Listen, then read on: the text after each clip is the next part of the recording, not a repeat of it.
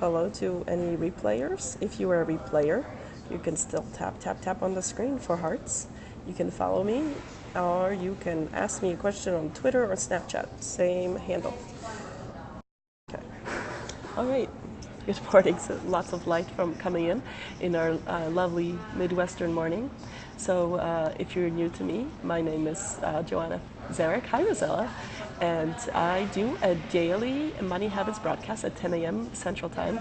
It's good to see you here. And I talk about money habits.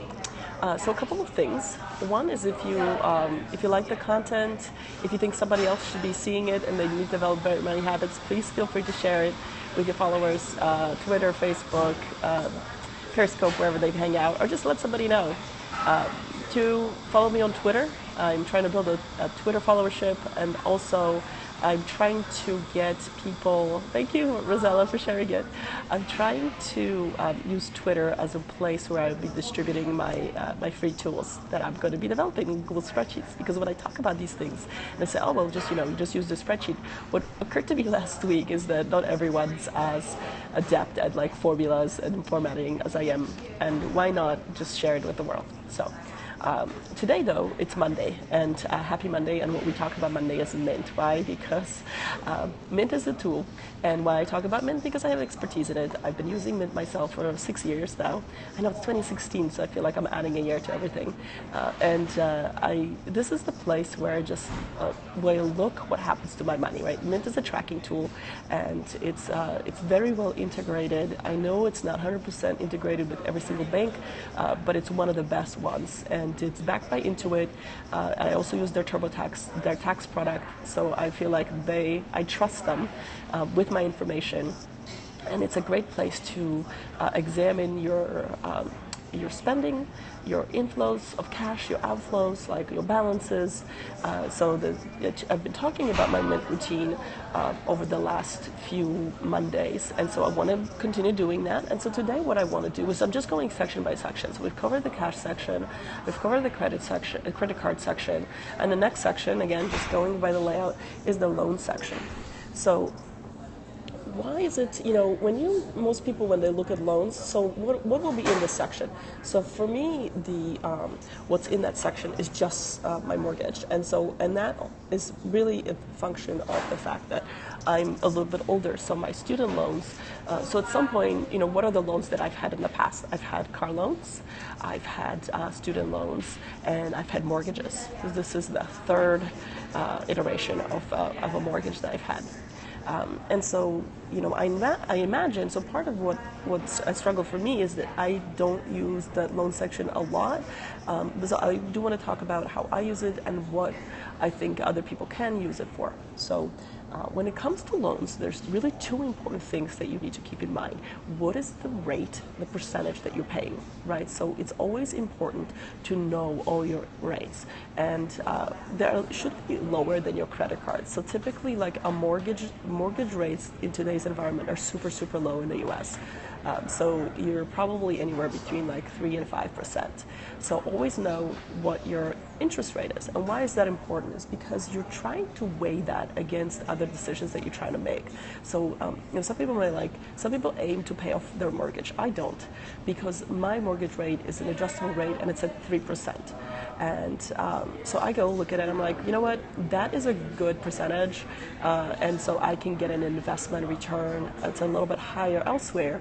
And also because it's adjustable, I also have to have a plan. Like what would happen if my rate would go way up? What's my plan to pay it off? And so for me, the loan, like one is an amount, and I like to, do like a little exercises in my head. See, again, I do this in my head where I go, how long will it take me to get to this amount? Like, I'll say like some round number, right? Like, let's say if your mortgage is $250,000, when will it get to $200,000, right? It's a useful exercise to take your principal, like then you're looking at your principal and rate and interest parts of your loan, and you want to do an exercise of how long will it take to get to point X.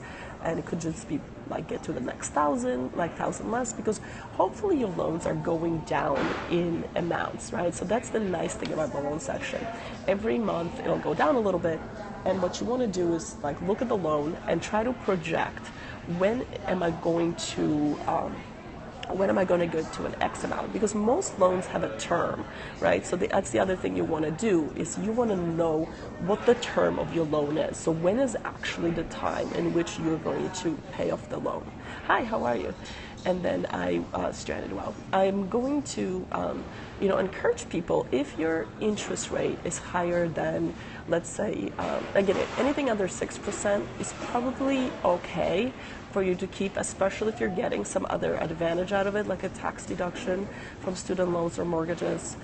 But when those loans, those fixed term loans, I'm doing quite well. It's a beautiful day in the Midwest.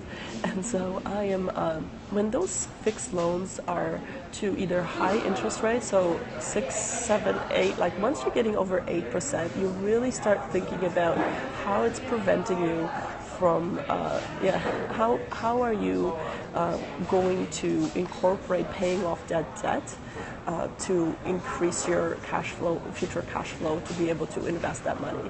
Because sometimes what you don't realize, you may be canceling things out. Like you may be investing, but you're paying so much in interest elsewhere that your investments aren't making up for the loan interest that you're paying.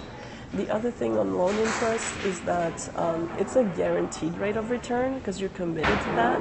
So it's actually, in some ways, paying it off is less risky than doing an investment. So I'll tell you a little bit about my loan history. I had college loans graduating in '98, and I had them deferred while I was in grad school through 2004, and you get like a 6 month after grad school. And so what I did is I made a commitment to myself to pay them off in the next, I think, 12 to 18 months, and that's what I did. I actually paid off all my student loans ahead of the term. So just because someone gives you a term doesn't mean you have to follow it. Right, so my big push was to pay off those student loans, so I didn't have to have those. So do look at and see what would it take for you to accelerate the payments. So I don't think that Mint is a great tool to help you analyze that. You're going to have to take that off the spreadsheet. Hey, a spreadsheet idea, how to accelerate your loan repayment, because paying off into that principal is going to cut that down significantly. It's not just your payment multiplied. So that's really it. When you look at your loan section in Mint, one is know your balance, know your rates, figure out what it would take for you to accelerate it, or like what would you do if you had to pay it off in a hurry, right? So create a payoff plan. And then if you have interest rates in those loan sections that are over 8%, for sure, really think about how you can eliminate those loans and pay them off quicker and develop a plan. And the exercise I do is I pick a number, like and say, when am I going to go under this like round number? So like, for example, when am I going to get under $200,000 in my mortgage? And I do like a little exercise. Okay, it's not going to be this year, right? So 2016, but I say in 2017 I'll do that. And I'm kind of a long-term thinker, so that's kind of a little, a little thing that I do. Okay, when is it going to happen? So if you have multiple loans in there, right, you really need to have a plan for them, and you can use Mint to just like get your balances. And otherwise, it's not a super helpful platform to analyze your loans. It's really just gives you the up-to-date balances, so you always know what you owe. So thank you for joining everybody today. And again, we're on Mondays, we're going through my Mint routines. There's only a couple more sections. I'm excited about the next two. So next Monday, we're going to cover the investment section. Super excited about that. And actually, I really like the property section as well. So we're going to go into this in detail on the following 2 Mondays. And if you're new to me, on every day, 10 a.m. Chicago time, talking about money habits, and tomorrow's Task It Tuesday, so we come up with a task, and maybe it'll be a loan repayment. Now I'm inspired. It might be a loan repayment table that I'll put together. And again, the goal is to start putting those Google spreadsheets that I do in my head, put it into a spreadsheet and give it out to the world. So follow me on Twitter to get, I'll be dropping links on Twitter once I develop the spreadsheet, so you can take it and you can download and you can use it. I do all the formulas for you. So thank you again for joining, and I'll hopefully see you tomorrow.